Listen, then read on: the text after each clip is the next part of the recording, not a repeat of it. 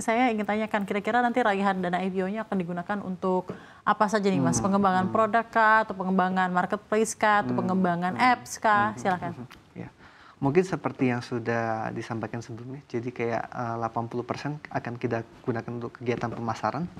Tentunya dari kegiatan pemasaran ini kita harapkan masyarakat lebih mengenal produk kita, dan kita harapkan juga kita bisa mengedukasi masyarakat terkait produk-produk asuransi. Itu mungkin pertama. Yang kedua, 20% kita ada targetkan untuk pengembangan aplikasi. Jadi kita harapkan dari dana ini kita bisa mengembangkan aplikasi agar kita bisa melayani customer atau masyarakat lebih lagi untuk produk asuransi kita. Oke, baik. Ya. Mas, tapi saya penasaran ya Mas, di Bite Size Insurance ini ya, yang paling laku gitu, menjual Bite Size Insurance tuh insurance dalam bentuk apa Mas? Di perusahaan Anda lah at least. Mungkin salah satu yang bisa saya cerita adalah satu produk kami, yaitu cancellation for any reason, atau saya bisa singkatnya CFAR lah gitu. Jadi produk CFAR ini keunggulannya adalah orang bisa beli tiket, kemudian beli asuransi CFAR ini dan mereka bisa cancel for any reason. Jadi kan biasa CFAR. Ya, orang yang terjadi di market adalah promo kan selalu ada nih, tapi yang nggak pasti itu adalah apakah mereka bisa mendapatkan izin atau apakah mereka bisa pasti berpergian dalam pada waktu tersebut gitu. Jadi produk ini kita melihat sesuai dengan gaya hidup masyarakat sekarang nih gitu. Yang sangat-sangat tidak pasti. Betul. Oke, Pak Randi, itu preminya berapa sih Pak kalau misalnya untuk membeli CFAR itu Bite Size Insurance? Gimana sih kira-kira perbedaannya ya asuransi jiwa dan asuransi umum gitu ya? Yang paling signifikan saja. Mungkin kalau bisa saya cerita, asuransi jiwa itu kan mungkin sedikit beda dengan asuransi umum. Asuransi jiwa itu adalah yang dijamin adalah resiko jiwanya atau resiko yang terjadi kepada jiwa seseorang. Kalau asuransi umum adalah kita menjamin resiko-resiko yang terjadi karena kerugian hal-hal umum di luar jiwa. Gitu. Berarti it's not considered as premium ya dalam hal CFAR dan lain-lain? Tetap dihitung sebagai premium, Bu. Iya. Cuman yang membedakan adalah resiko yang ditanggungnya. Resiko yang ditanggung. Betul. Dan mungkin harga preminya juga lebih kecil gitu ya, karena kan sesuai dengan risiko yang ditanggung, spesifik, makanya tadi namanya Bite Size Insurance gitu ya. Kalau marketnya relatif lebih kecil. Nah, marketnya sendiri untuk Bite Size Insurance di Indonesia ini seperti apa sih? Adakah kompetitor tersendiri dari perusahaan Anda yang juga mengoperasikan asuransi umum dan juga Bite Size Insurance ini, Mas? Mungkin sudah ada beberapa yang mereka melihat ada potensi di market ini. Tapi perusahaan masih optimis dengan channel yang baik, dengan development yang baik, kita masih bisa bersaing di pasar. Masih bersaing di pasar ya. Dan kira-kira Anda melihatnya marketnya seperti apa ya Mas, dari segi daya beli masyarakat untuk tetap membeli insurance? Kita ketahui per Januari 2025 nanti kan ada kenaikan PPN ya menjadi 12%. Dan ini tentunya berdampak terhadap bagaimana orang memutuskan disposable income-nya untuk bepergian, untuk membeli barang-barang hal seperti gadget, mobil, dan lain-lain. Apakah ini juga menurut Anda akan berpengaruh terhadap preferensi orang untuk membeli asuransi, Mas? Betul, betul.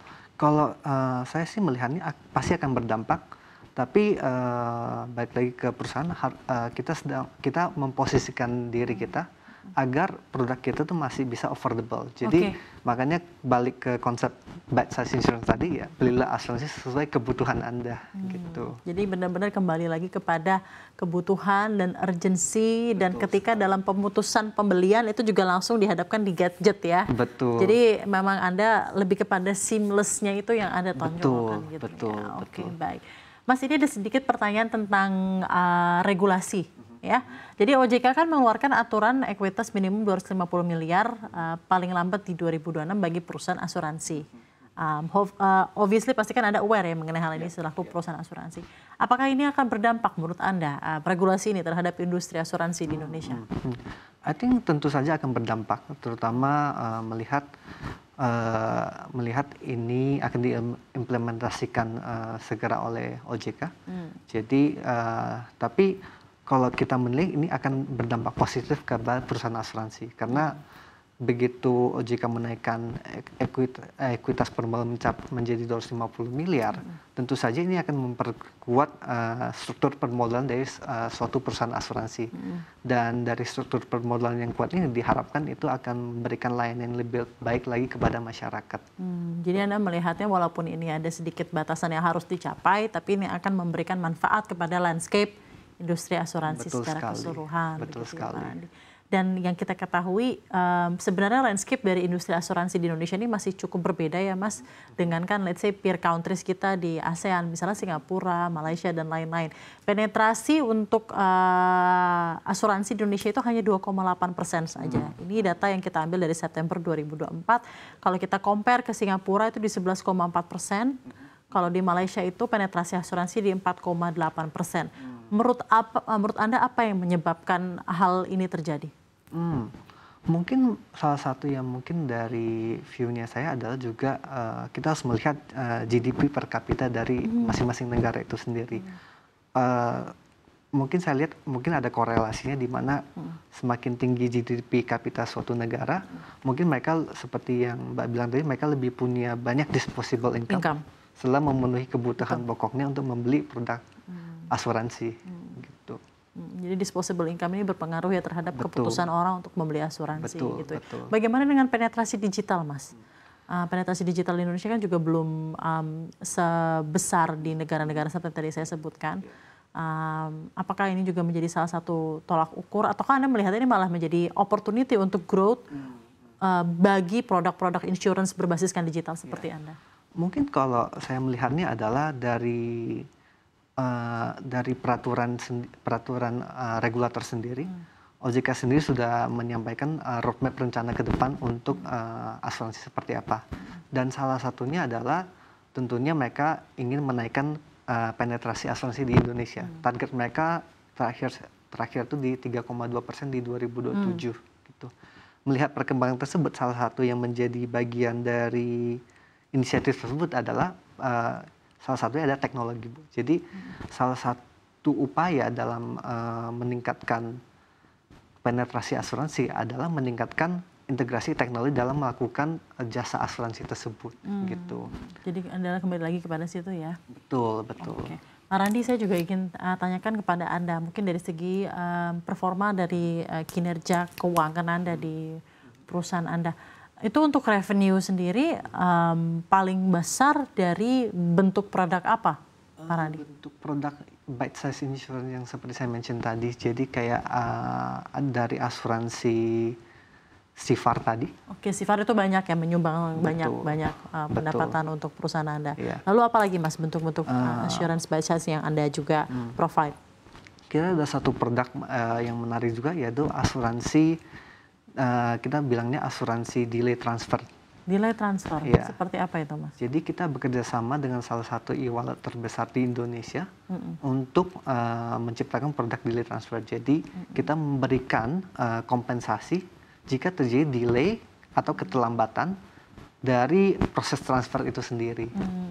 Jadi itu juga menjadi salah satu produk yang menarik gitu ya, dan produk yang laku gitu Betul.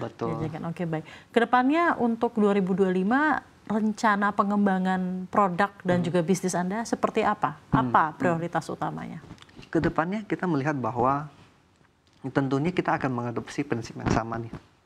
Jadi kita akan mencoba meneruskan apa yang kita sudah lakukan di 2024, tapi pada waktu yang sama kita juga akan melihat nih gaya hidup masyarakat ini kemana gitu.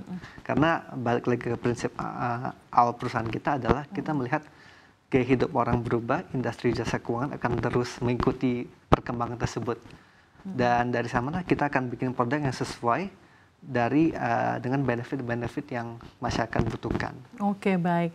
Kira-kira menyongsong 2025 ini Pak, apa harapan atau aspirasi Anda di industri asuransi digital untuk regulasi-regulasi yang ada dari pemerintah? Di satu sisi tantangan apa yang cukup mengkhawatirkan untuk Anda dan bagaimana perusahaan Anda memitigasinya dengan raupan dana IPO yang nanti Anda akan dapatkan di Januari ini? Kalau saya melihatnya mungkin pemerintah dan OJK sudah sangat suportif kepada industri jasa asuransi. Terutama mungkin dari segi seperti yang disebutkan tadi bahwa OJK sendiri sudah mempunyai rencana ke depan untuk mendukung adopsi dari produk asuransi tersebut gitu. Dan mungkin salah satu tantangan yang terbesar kepada kami adalah sentimen masyarakat terhadap produk asuransi itu sendiri.